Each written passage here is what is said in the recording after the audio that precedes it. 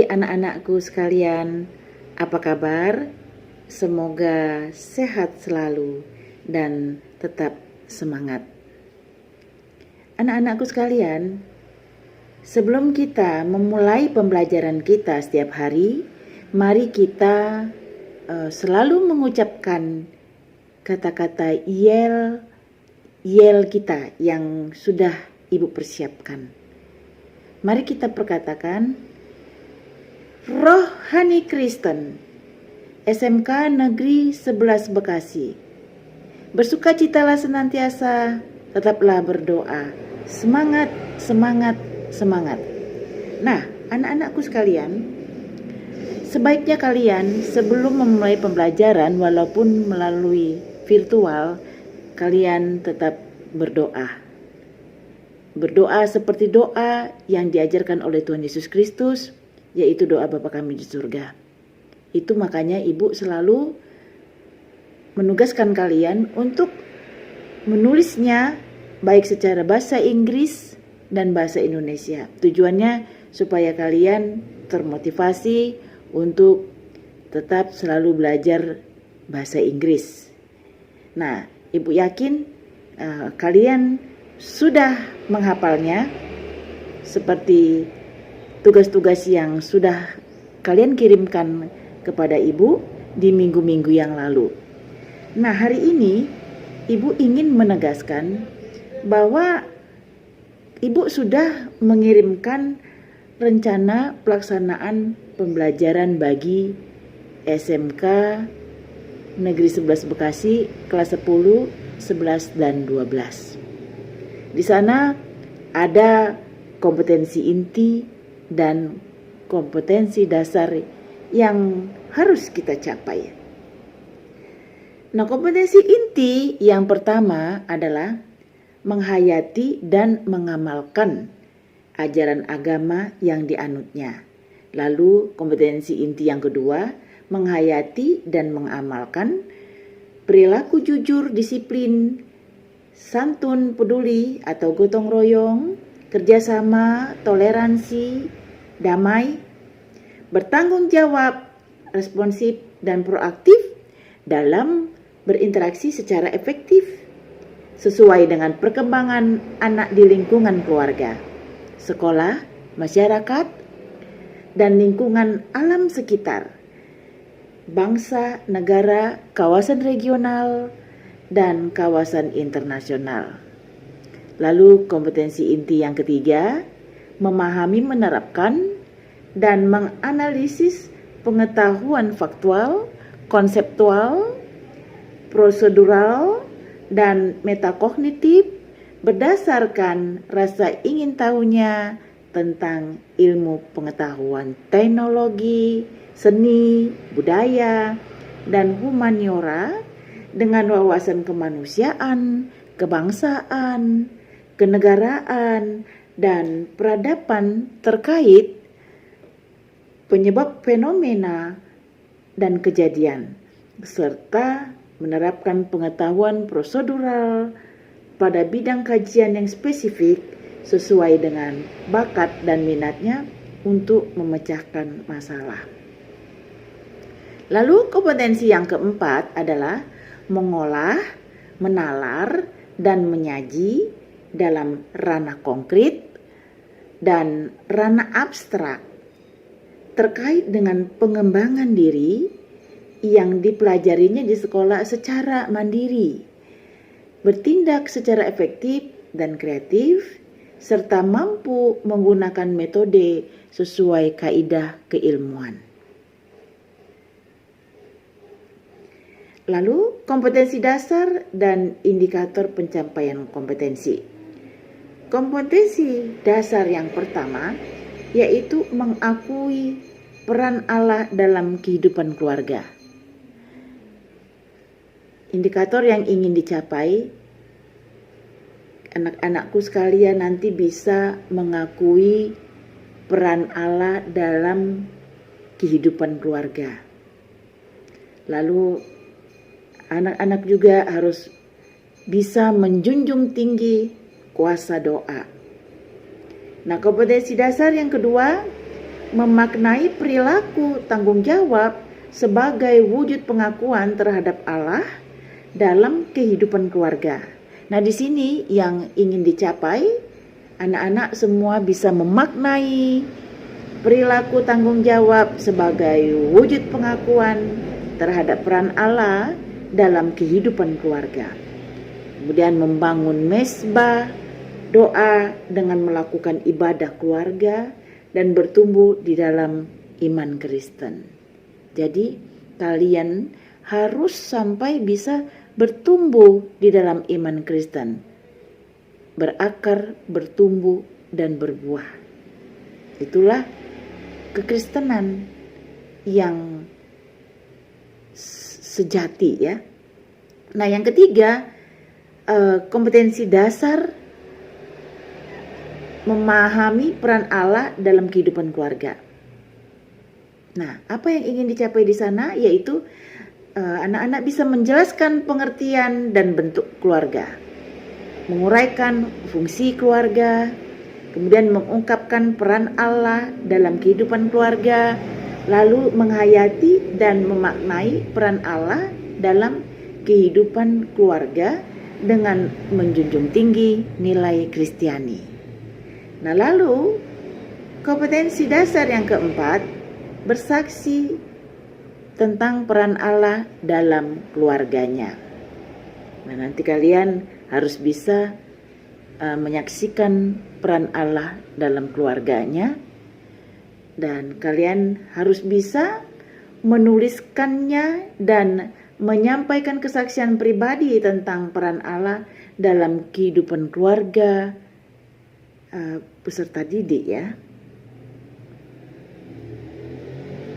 Nah, adapun tujuan pembelajaran ini adalah melalui model pembelajaran discovery learning. Artinya dengan menggali informasi dari berbagai sumber belajar, penyelidikan sederhana, dan mengolah informasi, diharapkan peserta didik terlibat aktif sebagai proses belajar mengajar berlangsung, memiliki sikap ingin tahu, teliti dalam melakukan pengamatan, dan bertanggung jawab dalam menyampaikan pendapat, memberi saran dan kritik, serta dapat memahami peran Allah dalam kehidupan keluarga. Dan siswa pun harus memiliki kesempatan untuk terlibat aktif di dalam pembelajaran ini.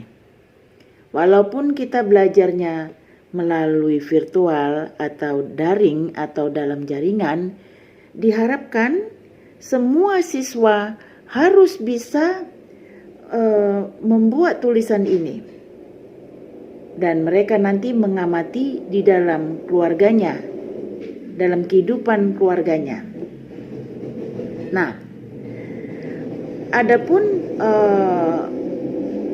media pembelajaran kita akan saya berikan yaitu lembar kerja siswa, lalu dan lembar penelitian.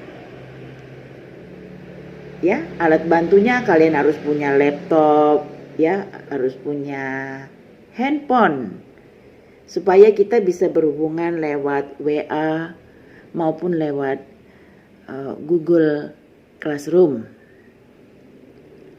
Nah, anak-anakku, sumber belajar kita adalah buku pendidikan agama Kristen dan budi pekerti untuk kelas 10, 11, dan 12.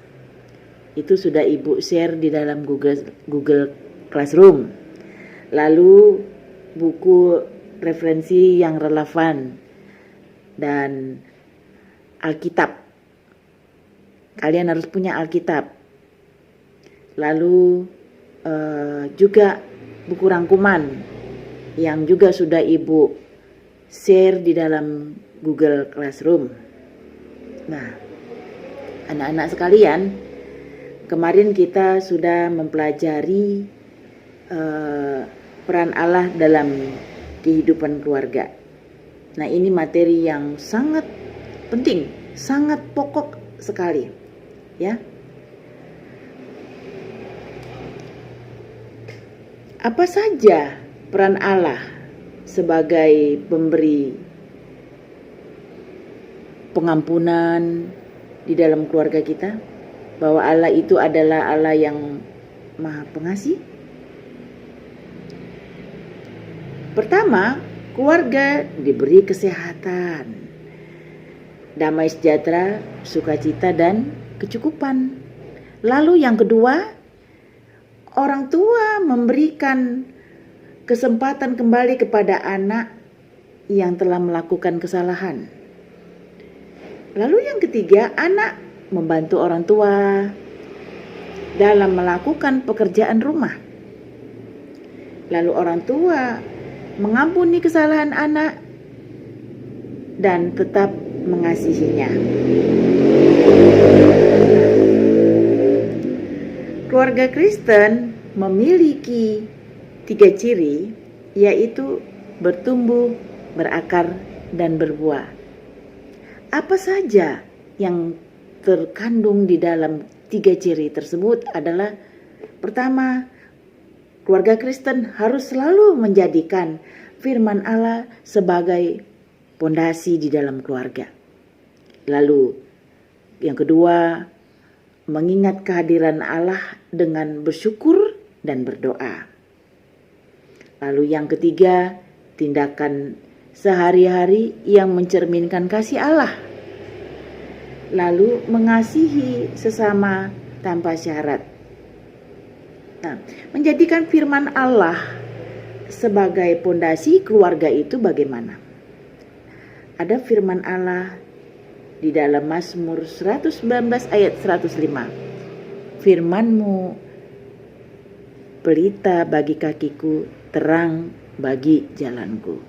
Ini harus selalu kita ingat. Firman-Mu pelita bagi kakiku, terang bagi jalanku. Artinya bahwa firman Tuhan itu seolah-olah pelita bagi kaki kita dan suluh bagi jalan kita, penerang bagi jalan kita. Sehingga kita selalu setiap hari mendapat pimpinan Roh Kudus. Roh Kudus yang berjalan di depan kita, yang menuntun kita di dalam kehidupan kita. Jadi ingatlah akan selalu firman Tuhan. Ingatlah selalu membaca Alkitab.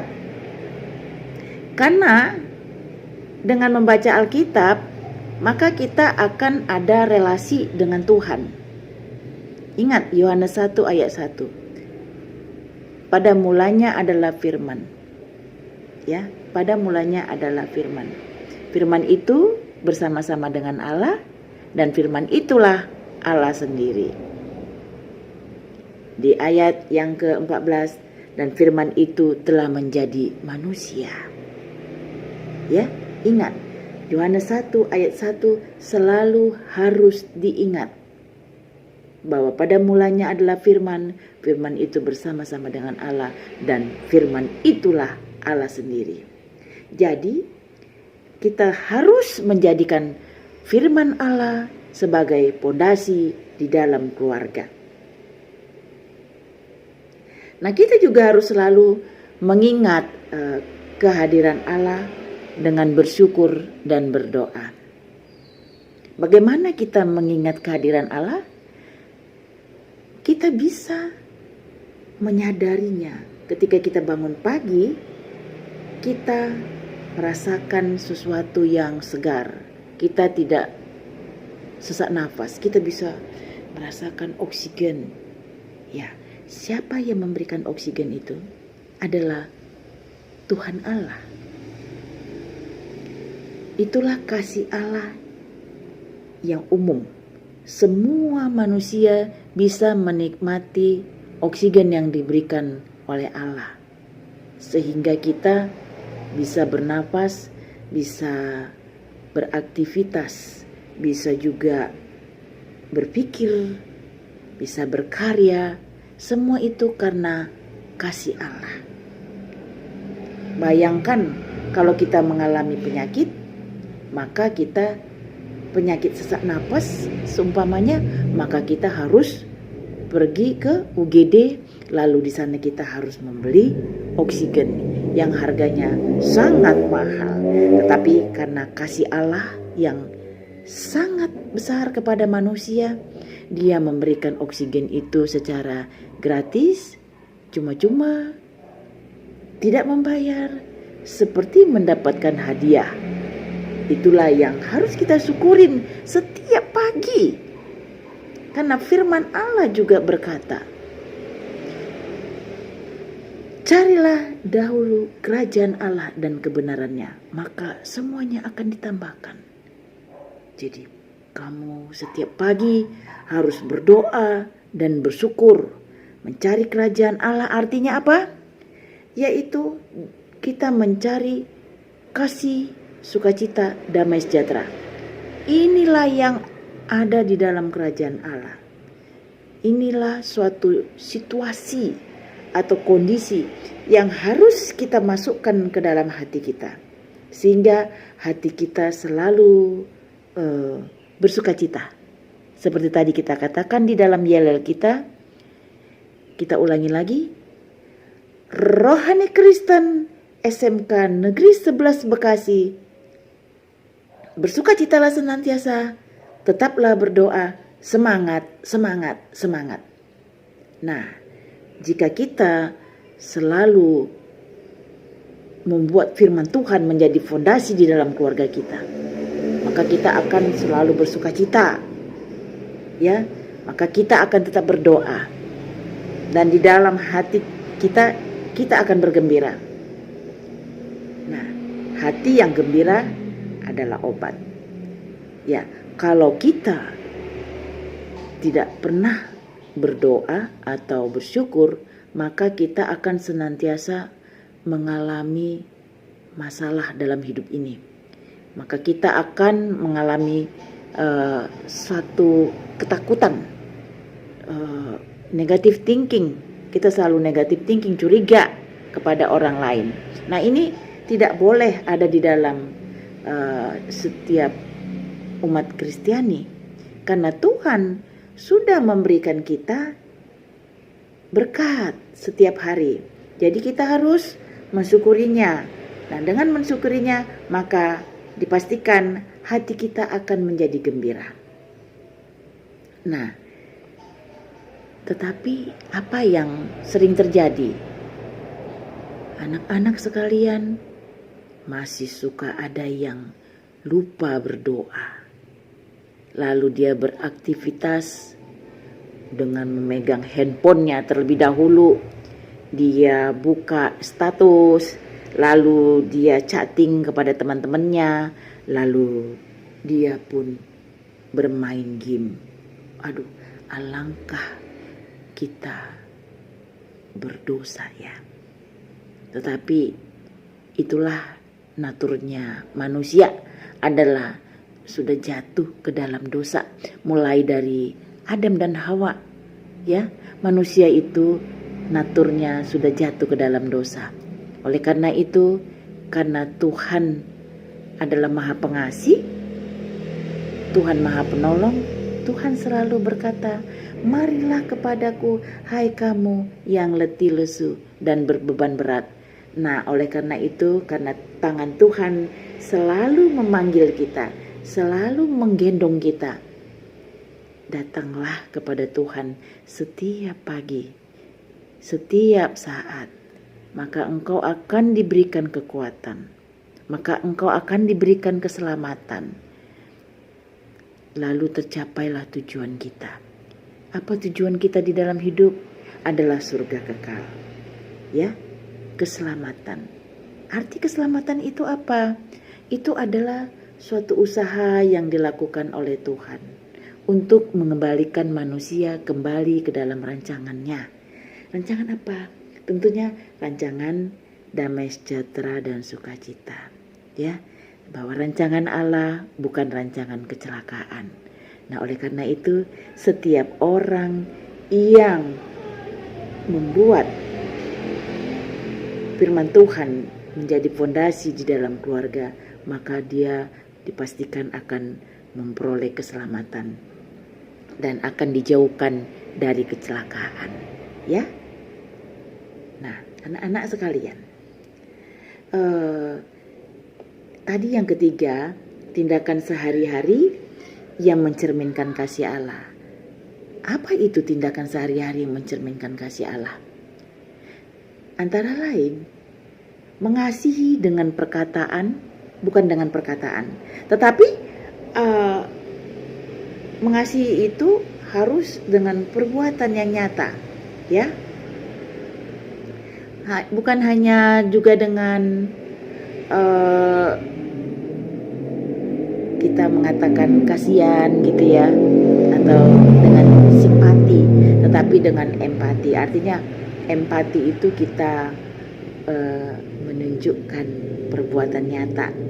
Seumpamanya kalau ada saudara kita yang susah hidupnya, atau teman kita yang dalam kesulitan, maka kita harus mau berbagi, mau menolong, walaupun sedikit, tetapi sangat bermakna di mata Tuhan.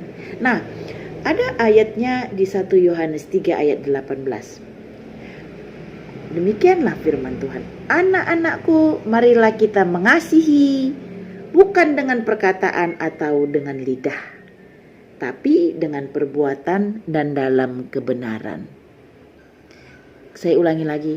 Anak-anakku, marilah kita mengasihi, bukan dengan perkataan atau dengan lidah, tetapi dengan perbuatan dan dalam kebenaran. Dalam kebenaran artinya harus benar-benar tulus, benar-benar ikhlas. Tidak ada maksud tertentu di balik itu. Jadi kalau ada orang yang punya maksud tertentu, itu namanya kejahatan. Nah, kita tidak boleh punya pikiran seperti itu atau pikiran negatif. Selalulah kita berpikiran positif atau positive thinking. Nah, yang keempat, kita tuh mengasihi sesama tanpa syarat dan tujuan. Ya, salah satu bukti kasih Allah adalah kasih yang sempurna, ialah mengasihi tanpa syarat. Ingat ya, ada lagunya kan, kasih yang sempurna. Coba kalian cari lagunya dan kalian nyanyikan setiap hari supaya tetap dalam sukacita. Nah, di mana itu ayatnya? Kasih Allah itu ada di dalam Yohanes 12 ayat 15 sampai 17. Kamu bisa baca, dan seperti yang Ibu katakan kemarin, kamu harus menulis, mengetiknya, dan kamu mengirimkannya di Google Classroom. Saya lihat kamu sekalian sudah mengumpulkannya, puji Tuhan ya. Nah, salah satu bukti kasih Allah tadi apa? Kasih Allah bersifat karunia. Ya, karunia itu artinya anugerah, gratis, cuma-cuma, tidak membayar. Ya. Ayatnya terdapat di mana? Roma 6 ayat 23b. Roma 6 ayat 23b. Apa ayatnya? Tetapi karunia Allah ialah hidup yang kekal dalam Kristus Yesus Tuhan kita. Tetapi karunia Allah ialah hidup kekal dalam Kristus Yesus Tuhan kita. Kamu harus hafal ini. Karena ini nanti salah satu soal pasti keluar di dalam ujian semester. Ya. Roma 6 ayat 23b. Nah, kasih Allah itu bukan murahan. Kenapa? Diberikan secara cuma-cuma, seolah-olah tidak berharga. Bukan. Karena apa? Karena Dia sendiri telah membayar harganya bagi kita. Ya, maksudnya apa? Jika kita renungkan kasih Allah dalam diri kita, ya, sebenarnya memang bukan tanpa syarat. Memang bukan tanpa syarat. Kenapa? Ada syarat yang begitu berat. Walaupun demikian ya, syarat itu sudah dipenuhi oleh Allah sendiri. Ada harga yang tidak terkira. Walaupun demikian, harga itu sudah dilunasi oleh Allah sendiri. Allah itu kasih dan adil. Dia membenci dosa, ya. Dia juga menghukum orang berdosa. Tetapi dia sendiri yang menyelesaikannya. Bagaimana Tuhan menyelesaikannya? Allah menunjukkan kasih dan keadilannya melalui pengorbanannya di dalam Yesus Kristus. Bagaimana? Dia mau menderita dan mati, disalibkan karena dosa-dosa kita. Hal ini terjadi supaya apa? Supaya kita memperoleh pengampunan, ya, supaya kita memperoleh pengampunan dosa dan memperoleh hidup kekal selama-lamanya. Ya. Allah itu kasih. Ya. Dia mengutus anaknya yang tunggal ke dunia supaya kita hidup olehnya. Ya. Allah itu kasih, dia mengutus anaknya yang tunggal yaitu Yesus Kristus supaya kita hidup olehnya. Di mana itu ayatnya? Ada di dalam Yohanes 3 ayat 16. Nah, ayat ini udah sering sekali kita pelajari ya. Kalian harus hafal. Bagaimana isinya? Ayo kita baca bersama-sama. Karena begitu besar kasih Allah akan dunia ini sehingga Ia telah mengaruniakan anaknya yang tunggal supaya setiap orang yang percaya padanya tidak binasa melainkan beroleh hidup yang kekal. Saya ulangi sekali lagi. Karena begitu besar kasih Allah akan dunia ini sehingga Ia telah mengaruniakan anaknya yang tunggal supaya setiap orang yang percaya padanya tidak binasa melainkan beroleh hidup yang kekal. Ingat ya, Yohanes 3 ayat 16. Ini nanti akan keluar di dalam setiap ujian-ujian. Baik kelas 10, 11, dan 12. Kalian harus hafal. Nah, Allah mengasihi orang-orang yang berdosa, orang-orang yang sebenarnya tidak pantas untuk dikasihi. Allah sudah membayar semua dosa kita dengan mengutus anaknya sebagai pendamaian bagi dosa-dosa kita. Di mana itu ayatnya? Tertulis yaitu di dalam 1 Yohanes 4 ayat 19. 1 Yohanes 4 ayat 19 berkata, inilah kasih itu. Bukan kita yang telah mengasihi Allah, tetapi Allah yang telah mengasihi kita dan yang telah mengutus anaknya sebagai pendamaian bagi dosa-dosa kita. Ayo kita ulangin lagi. Inilah kasih itu. Bukan kita yang telah mengasihi Allah, tetapi Allah yang telah mengasihi kita dan telah mengutus anaknya sebagai pendamaian bagi kita, bagi dosa-dosa kita. Ya. Nah, kasih adalah karakter Allah sendiri. Kenapa? Allah itu pada dirinya sendiri adalah kasih. Ya. Demikianlah kasih juga merupakan karakter kita. Ya. Kasih adalah karakter Allah. Kasih juga adalah karakter kita. Hendaklah kita mengasihi sesama tanpa syarat dan tujuan. Ya, hendaklah kita mengasihi sesama tanpa syarat dan tujuan. Dan setiap orang Kristen harus saling mengasihi. Itulah ciri khas kekristenan. Itulah karakter Kristen, yaitu kasih. Jadi Allah adalah kasih. Ya, karena Allah di dalam kasih. Demikian juga kita harus hidup di dalam kasih.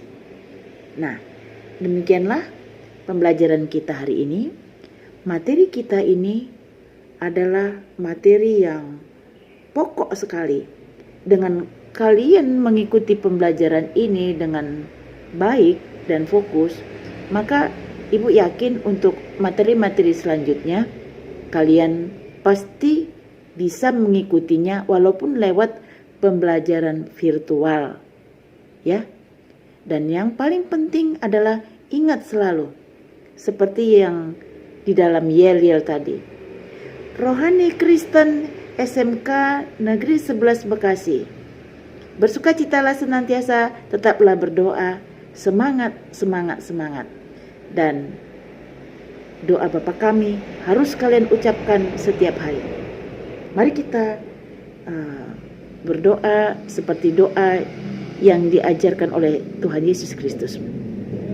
Bapa kami di surga, dikuduskanlah namamu, datanglah kerajaanmu, jadilah kehendak-mu di bumi seperti di surga.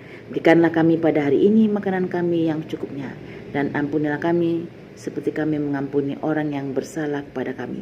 Dan janganlah membawa kami ke dalam pencobaan, tetapi lepaskanlah kami daripada yang jahat. Karena Engkau yang punya kerajaan dan kuasa dan kemuliaan sampai selama-lamanya. Amin. Anugerah Tuhan Yesus Kristus, kasih Allah Bapa, dan persekutuan Roh Kudus menyertai kita sekalian. Amin.